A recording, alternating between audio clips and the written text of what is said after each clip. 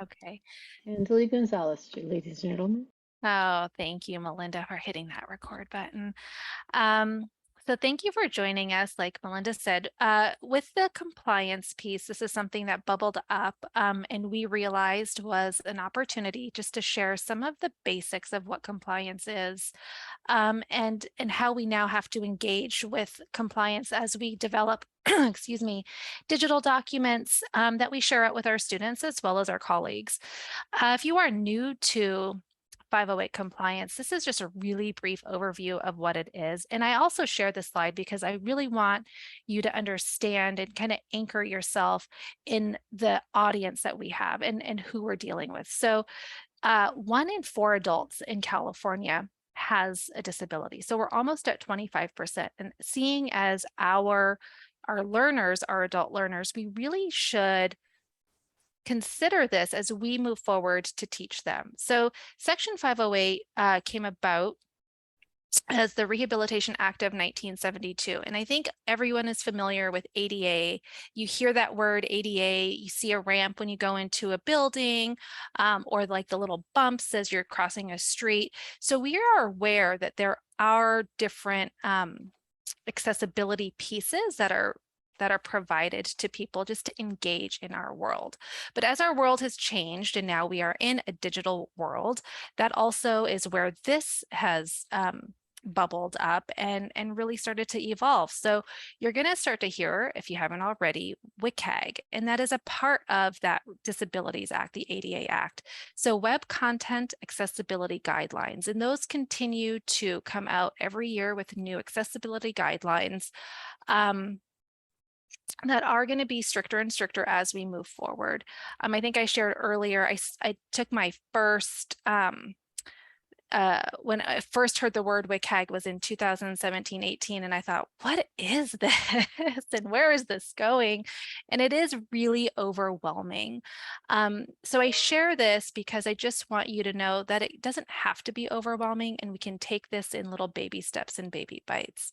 And again, with that in mind, that 1 in 4, disability can come in a lot of different ways. So there are people with permanent disability, temporary or situational.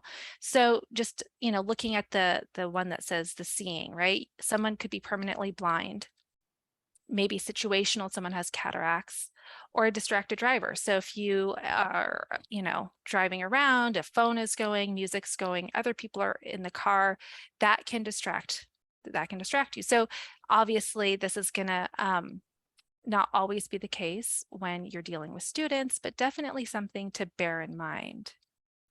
And I'm just looking in the chat. Thank you, Melinda, for those pieces and great links. So Melinda just threw in the chat. If you don't see it, definitely pull it. It's the WCAG standards and the guidelines. So I am going to eventually share screen, and I'm going to show you what just a really quick Microsoft just a Microsoft accessibility checker that's embedded within Microsoft. So we'll go over a document, we're going to go over PowerPoint, how to fix those errors. And then I also want to touch on presenting visually, especially since we do a lot of Zoom. We talk about HyFlex, we're talking, using owls. So you have to understand that as you go into presenting, you also want to present in a compliant way. And what that looks like. And then presenting video and audio, that is something that you've heard us say it throughout the summit. As soon as we can remediate a video, we'll go ahead and share that. And that's because we want to make sure that the audio description is there. Absolutely. Audrey, I see in the chat that you liked that last slide. I'm happy to share this out with everybody.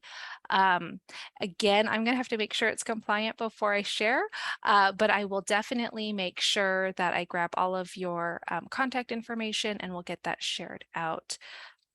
Okay, so steps for making things accessible. Always, if you can, start with a fresh document. There are embedded tools. There are embedded tools in Microsoft. Now there's an add-on with Grackle. So if you are a Google lover, as I am, Grackle will also help you make those documents accessible. And then there's what and Melinda, I'm going to put you on the spot. If you have one that is better, I personally like the WebAIM color contrast checker. That's the one that I always use. But if there's another one, definitely please share. And then we're just going to go through how to check for those errors, to identify those errors. And then we're also going to fix some really quick errors. I know that we're short on time, but I think that we'll be able to get through everything pretty quickly. So I'm going to pause before I talk a little bit about presenting accessible and see if anyone has any questions.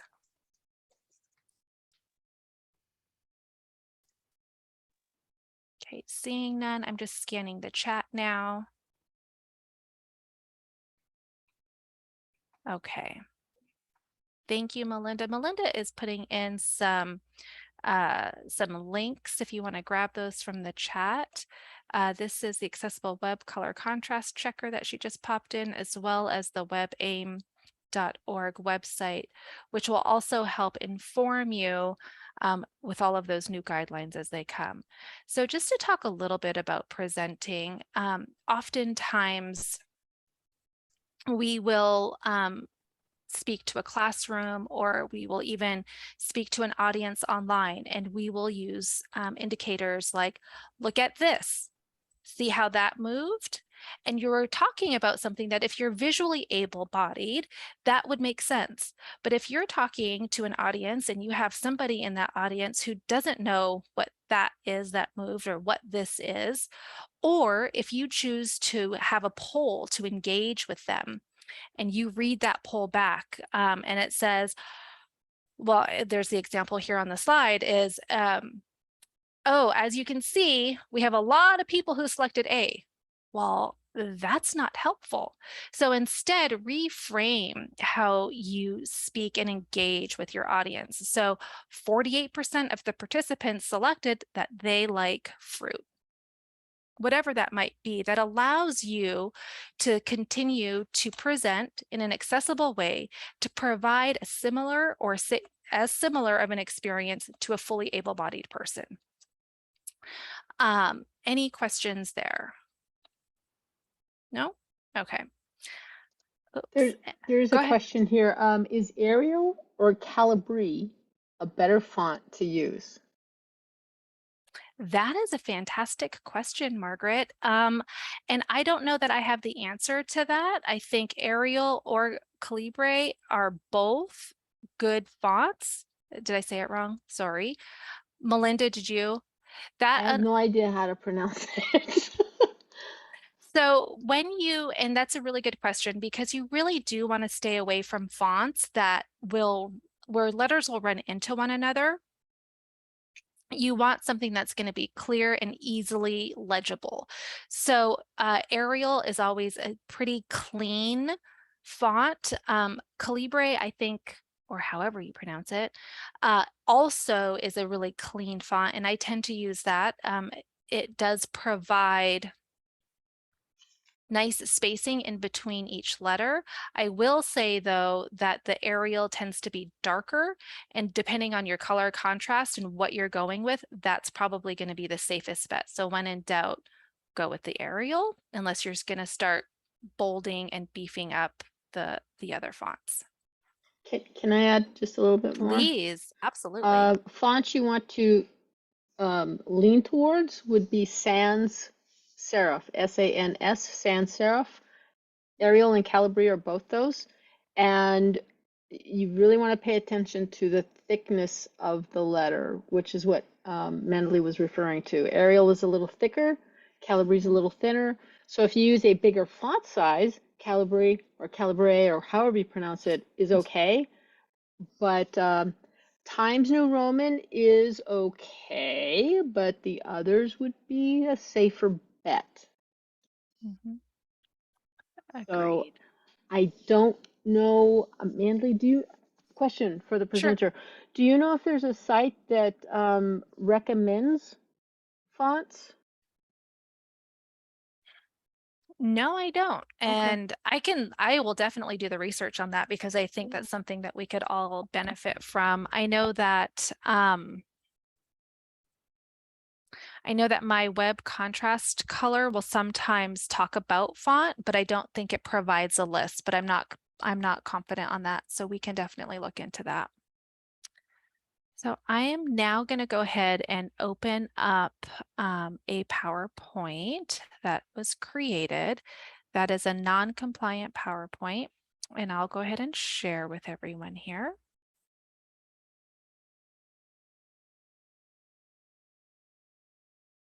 And thank you for your patience as I go through all of the moving my Zoom controls around. So this is a PowerPoint. It's 4 slides, but I just wanted to show you what we're looking at. And when you look at the different slides, so I'm going to just take you through, they look like, okay, looks like a pretty visually, right? It looks like it's a compliant slide. It's pretty clean. Not too much, that's not too much going on. And it looks like I have a title slide for everything. So I want to show you, if you don't already know, to use the embedded accessibility checker within Microsoft. So if you go to the Tools button, scroll down here to check accessibility, you'll notice that Microsoft has created it's just like a little menu bar that will identify all of the errors that you have. And what I like about Microsoft is that when you see these errors, it will give you that caret. So it's like, okay, I'm missing a slide title on 2 slides. I go to this title, and then it creates this other menu bar on the left-hand side. So it walks you through. It's pretty intuitive. So you are able to take an already existing PowerPoint, go through this compliant checker and update all of the necessary items and definitely all of the errors. So if you're still feeling, I'm not sure how I can do this, it does give you some step-by-step instructions here. So sometimes you have to scroll down. It'll provide an explanation as to why to fix it, and then it gives you the steps on how to fix it. So with this one, and Melinda, I'm going to rely on you because I can't see anybody when I'm sharing screen, unfortunately, today. So if there is anything that pops up, if you just let me know. I will. So, okay, thanks so much. So on this slide, it says, okay, I'm missing a slide title, but I look here and it's like, well, no, I have a slide title. Well, probably what I did was I used a text box. And the reason why I need to use a specific title block is because when a screen reader comes through, it's going to read it as such. It's going to let that person know who's listening to the audio reader that this is the title of the slide, and then it'll go into the content. So I can easily fix that by going to my left-hand menu bar where the orange box is indicating that slide and that missing title. I can just type tornadoes. I can get rid of this. And then if I want to move this around, I can move it wherever I want. It's still the title, and I can just pop it right back in. So now visually, I've corrected that. The error on the right-hand side is now gone because I fixed it, and still visually it looks the same. So this is why it's so important to make sure that you do run these compliant checkers, because even though at a glance you might think, hey, I'm hitting all the marks, you may not be. And I'm not saying that. I think we've all created these presentations before. We're pulling in boxes, we're trying to create, but when we create these pieces or these presentations, we really typically are creating it for the, visually abled person, right? So the person who can engage, as a fully able-bodied person. And this is a nice reminder, and it really does kind of just remind us why it's so important to go through this accessibility checker. So I'm going to go ahead and go to slide 4. I can see here on my left that I don't have a slide. And really, this is a picture of that I'm really trying, in this presentation, I really want to convey what a tornado can do. So having text across the front of the slide isn't going to help the impact that I'm looking for. But I still need to make sure that the person who cannot see this still can. So you can still, I'm just going to say picture. And you can still keep that title there, but what you can do is you can reorder it. So you can select it, you can right click, and then I can just send it to the back. Oops, it did not go. Here we go. Send back. So as you can see here on the left, my title is still there, but now it's behind the picture. So the person that I'm presenting to who is visually abled will be able to see it, experience it, and also so will the person who cannot see it. Now there's going to be another section here. So now I want to make sure that this picture does get picked up on the screen reader. And I'm going to highlight this picture. I'm going to right click, and I'm also going to update the alternative text. So when you click on the photo, you right click, you go to view alternative text. I meant to delete it, but I apologize. So there should have been another error, but there's two things that can happen here. You can mark it as decorative, which it is not, but if you had a logo, you could mark it as decorative. You can use a generated alternative text. And what it generates, it says a house that has been destroyed, description is automatically generated. Yeah, it's a house that's been destroyed, but I would say that this is really, this is a block of homes, right? So a block of homes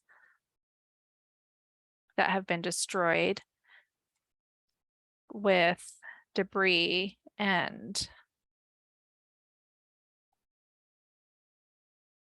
with debris scattered. And then I go back over here to my accessibility checker, and everything, excuse me, is starting to clear out as we start to go through all of those errors and all of those warnings. So this warning is saying, hey, you need to really check your reading order. So something on the reading order and something to really make note of is when you go through the reading order, and I'll walk you through that. Everything goes from the bottom up. So let's see here.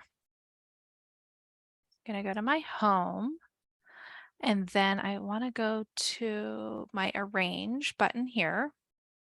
And then we're gonna go all the way down to the selection pane. Now you can see another tab has opened up. So my title is at the top, and then the content holder for the photo. So this is really backwards. Intuitively, you would think it would go from the top down, but really it needs to go from the bottom up. Oops.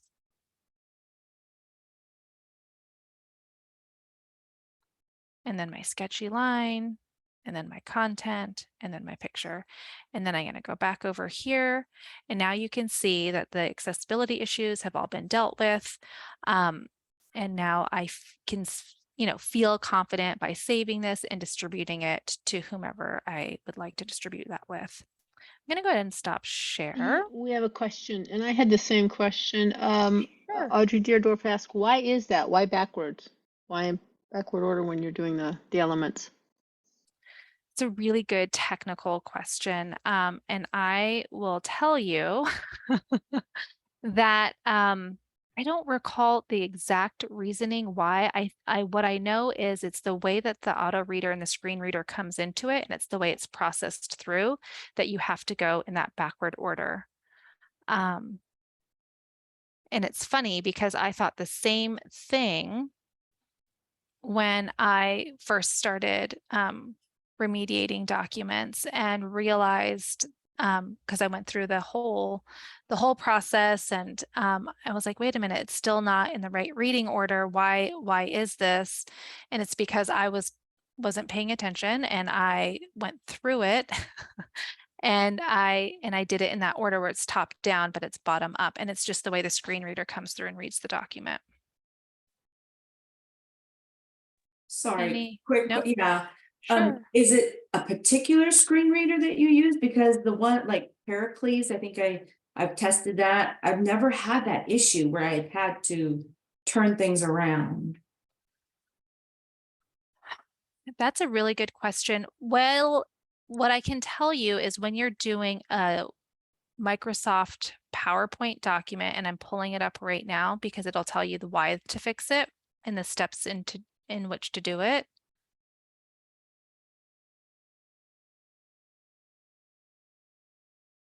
Okay, so here, I'll just read it out loud, or actually I'll just share screen and I'll read it out loud. And really it just says the selection pane lists the objects on the slide, and objects will be read back beginning with the bottom list item and ending at the top of the list.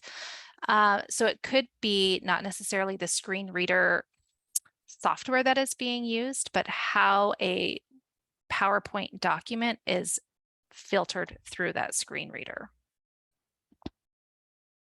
So it's not the same then for a Microsoft Doc, Correct. only Just for for, only for a PowerPoint.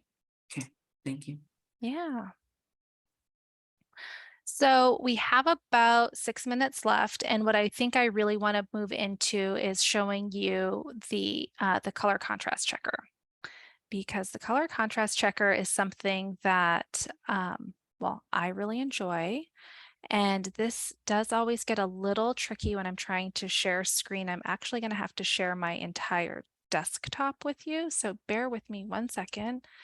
I did clean it up, but I still want to make sure it's pretty clean before I share everything with everyone. I'm going to go ahead and share my entire desktop, so no judgment, please. Okay, so when you pull up this color contrast checker, and I think that Melinda may have already popped one in. I'm going to pop in this one. And I like this one because it provides you a little dropper. So I pulled up our 3-year plan graphic. I'm going to collect the foreground picture or color. I'm going to select the eyedropper here. And you can see that it'll start to magnify as I go in and around. So I'm going to come in here. You can see how it really picks up on that letter. So I'm going to grab that center. And then I'm going to go to the background color. I'm going to do the same thing. I'm going to grab that eyedropper and I'm going to grab the background.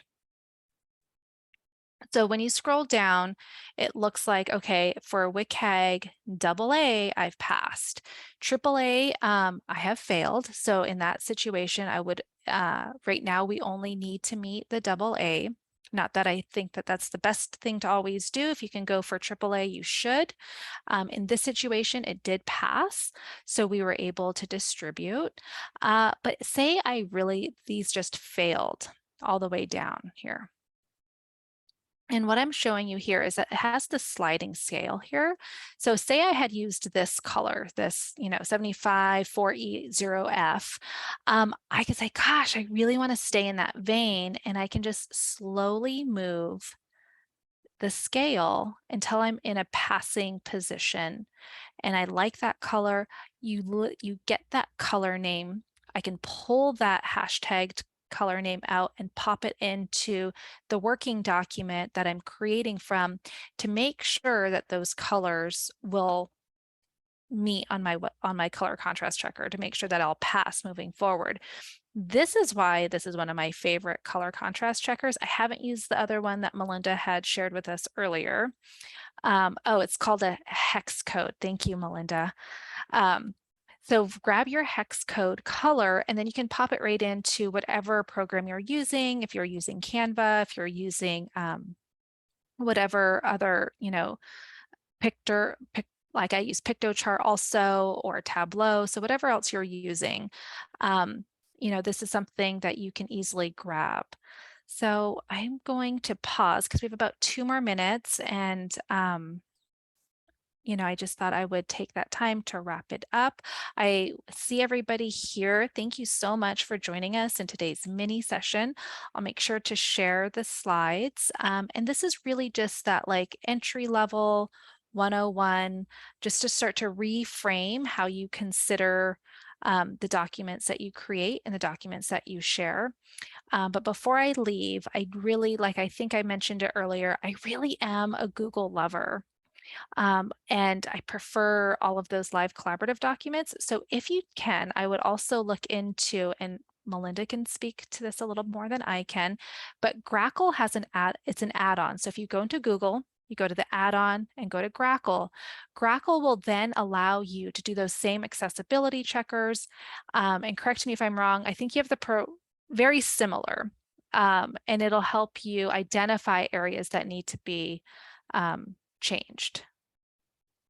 Greckle has a freemium version and a premium version, like most add-ons. So the Yeah. free one is pretty good. It will check a lot of good things and give you all the information that Mandley was showing us. The premium version goes a little bit further and it helps you to download PDFs.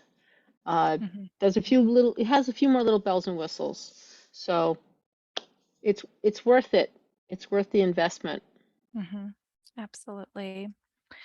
Well, is there anything else I can touch on while you guys are here? Otherwise, we'll go ahead and close out. I really want to thank you for taking the last chunk of your second day of the summit, just going through these pieces with me. Again, I would never claim to be an expert. I am very much a novice and always learning myself. So I will take the chat. I'll grab some of those great questions, see if I can find the answers and share those out with you, along with that little quick slide deck that I had. I also have resources on there that will point you in a lot of different directions to get you all of those accessibility questions answered. And make sure you fill out the evaluation. It's in the chat. Click it now before you leave. Okay. We really need all of those evaluations, folks. It helps TAP and it also helps Mandalay. It helps the presenters know things about their presentation. So please fill that out before you end your day. And we'll see you Yes. tomorrow. Thank you. What time do we start tomorrow, Mandalay? Tomorrow is Thursday, so we have a late start to the day. So we'll be starting, I want to say it's at 10 o'clock is when our sessions There you pick up go. We again. get to drink a couple extra cups of coffee before we come. Or check a few into more the emails. Well, all right. Bye, All right, all. everybody. I'm going to hit the big red button. Thank you for coming, and we'll see you all tomorrow. Fill out that evaluation. Thank you.